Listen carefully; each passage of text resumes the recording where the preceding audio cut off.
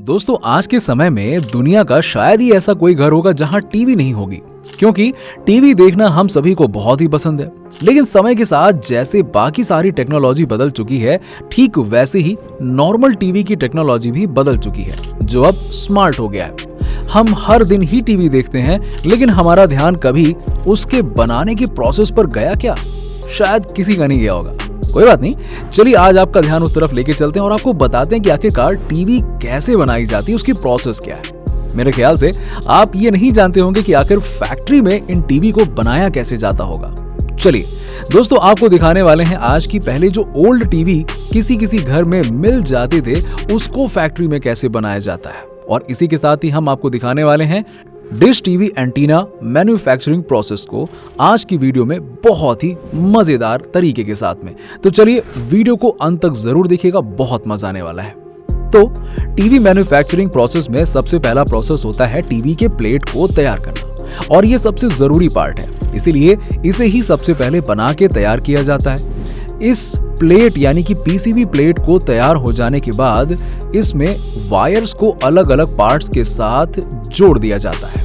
इसके बाद सभी वायर्स को पिंगगन नाम के टूल की मदद से अच्छी तरीके से प्लेट में फिट कर दिया जाता है, और साथ ही इस गोइंग भी कर दिया जाता है इस प्लेट में, ताकि तार बीच में ही हटे नहीं। अब फिर आता है अगला प्रोसेस, प्लेट मेंटेन का। लेकिन उससे पहले इस प्लेट में छोटे छोटे पार्ट्स को लगभग 1000 ट्रांसमीटर्स को जोड़ने के बाद इस प्लेट को मेंटेन किया जाता है।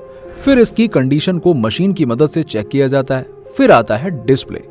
प्लेट चेक हो जाने के बाद डिस्प्ले के कलर को तैयार करने का प्रोसेस तैयार होता है। फिर इस मशीन को गर्म पानी से निकाला जाता है। फिर अगले प्रोसेस में इस प्लेट पर हाथों से ग्लू लगाकर अच्छे तरीके से साफ करने का काम होता है।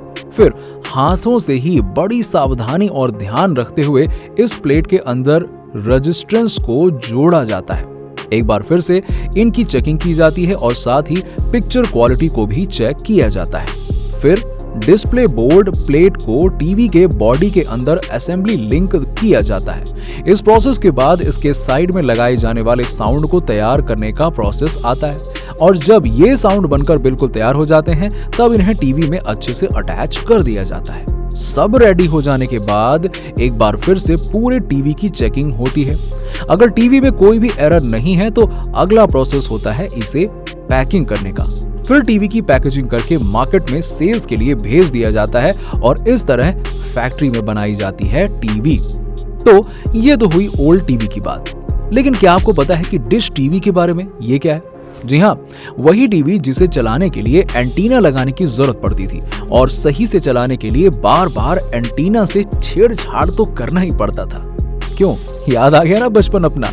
और अगर आपको याद आ गया है कि आप कैसे टीवी एंटीना से छेड़छाड़ करते थे, तो कमेंट सेक्शन में जरूर बताइएगा। बचपन में टीवी देखने के लिए आपने क्या क्या शैतानी की है, बताइए हमें भी। खैर, अब तो एंटीना भी मॉडर्न हो गया है दोस्तों, तो चलिए अब देख लेते हैं dish TV antenna manufacturing process को भी। तो डिश टीवी को बनाने का सबसे पहला प्रोसेस स्टार्ट होता है उसके मेटल शीट से। तो सबसे पहले इन मेटल शीट को एक मशीन में डाल दिया जाता है, जिससे ये मेटल शीट राउंड शेप लेकर निकलती है। फिर नेक्स्ट प्रोसेस में फिर से इन मेटल शीट को वापस से एक ब्रांडिंग मशीन में डालकर सर्कल के अलावा जो भी एक्स्ट्रा पार्ट होता है उन्हें कट करके अलग कर लिया जाता है। फिर कट हो चुका मेटल शीट एक बड़े प्लेट जैसा लगने लगता है। फिर इन मेटल शीट को एक मशीन में डाल दिया जाता है। ये मशीन मेटल शीट के किनारे को फोल्ड कर देती है, जिससे हाथ कटने का डर न रहे। फिर बड़ी बड़ी से इन शीट पर जरूरत के हिसाब से होल किए जाते हैं, ताकि नट बोल्ट्स अच्छी तरीके से फिट किए जा सकें। अब ये मेटल शीट एंटीना का रूप ले चुकी है। अगला प्रोसेस होता है इस पर कंपनी के ब्रांड का प्रिंटिंग का। कंपनी के हिसाब से इस पर एंटीना का ब्रांड नेम प्रिंटिंग की जाती है। फिर प्रिंटिंग होने के बाद ये डिश टीवी एंटीना पूरी तरीके से तैयार है। टीवी की बातों में हम तो एक मजेदार चीज को भूल ही गए। अरे हाँ, वही चीज जिससे हर टेक्नोलॉजी को कंट्रोल किया जाता है। नहीं समझे? अरे भाई, रिमोट। और क्या, रिमोट तो सबसे जरूरी चीज है ना टीवी चलाने के लिए, वरना इसके बिना तो टीवी हमारे घर में एक कार्टून यानी कि एक डब्बे जैसा है। चलिए तो इसको भी देख लेते हैं कि आखिरकार रिमोट मैन्युफैक्चरिंग प्रोसेस क्या होती है। दोस्तों, रिमोट बनाने का प्रोसेस बाकी बताई गई प्रोसेस से काफी अलग है। रिमोट की मैन्युफैक्चरिंग में सबसे पहला प्रोसेस फैक्ट्री में नहीं बल्कि एक कंप्यूटर में होता है। सबसे पहले कंप्यूटर में रिमोट के प्रोजेक्ट को तैयार किया जाता है। दोस्तों, ये प्रोजेक्ट बनाना काफी मुश्किल होता है क्योंकि इस प्रोजेक्ट को बनाने के लिए बहुत ही सावधानी रखने की जरूरत होती है। प्रोजेक्ट बन जाने के बाद बारी आती है फैक्ट्री में इसे तैयार करने की। तो रिमोट को बनाने के लिए इंजेक्शन मोल्डिंग मशीन से रिमोट के प्लास्टिक वाले पार्ट्स को तैयार करने का काम शुरू किया जाता है। फिर कॉपर डिजाइन को तैयार किया जाता है। फिर पीसीबी को तैयार कर लिया जाता है। फिर इस प्लेट के तैयार हो जाने के बाद अगला प्रोसेस होता है इसके स्प्रिंग्स को तैयार करने का काम। फिर रिमोट के सारे पार्ट्स बन जाने के बाद पीसीबी को डेकोरेट यानी कि उसमें सारे पार्ट्स बड़ी आसानी से असेंबल किए जाते हैं और ब्रांड का नाम प्रिंट किया जाता है।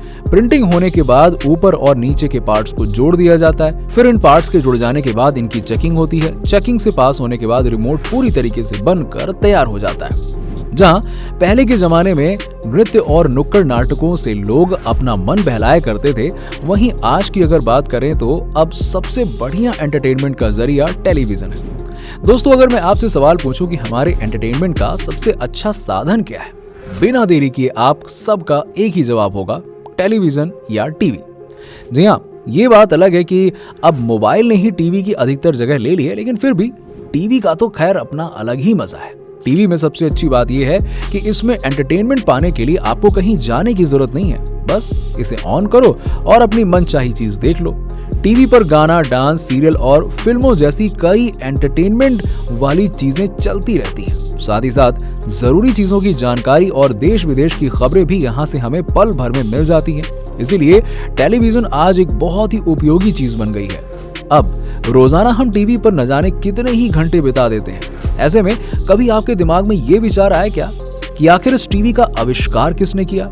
अगर आप जानना चाहते हैं इस सवाल का जवाब तो बने रहिए हमारे साथ इस वीडियो में एंड तक। टेलीविजन का आविष्कार साल दर साल होता रहा। हर बार एक नई तकनीक लाकर टीवी को और अच्छा बनाने की कोशिश की गई, लेकिन टेलीविजन का आविष्कार सबसे पहले साल 1925 में जॉन लॉगी बेयर्ड द्वारा किया गया। जॉन ने अपने इस उपकरण का नाम टेलीविजन नहीं बल्कि द टेलीविजर रखा था। जॉन ने टीवी पर कठपुतली की छवि को प्रसारित करके लोगों को दिखाया था। उन्होंने इस कठपुतली का नाम स्टिकी बिल रखा था। आपको बता दें कि अपने इस इन्वेंशन को प्रमोट करने के लिए जॉन डेली एक्सप्रेस अखबार के दफ्तर में चले गए थे, जहां उनके इस आविष्कार को देख रिपोर्टर्स उस समय बुरी तरह से डर गए थे। सन 1925 में जॉन द्वारा मैकेनिकल टेलीविजन बनाने के बाद सन 1927 में पहला इलेक्ट्रॉनिक टेलीविजन बनाया गया।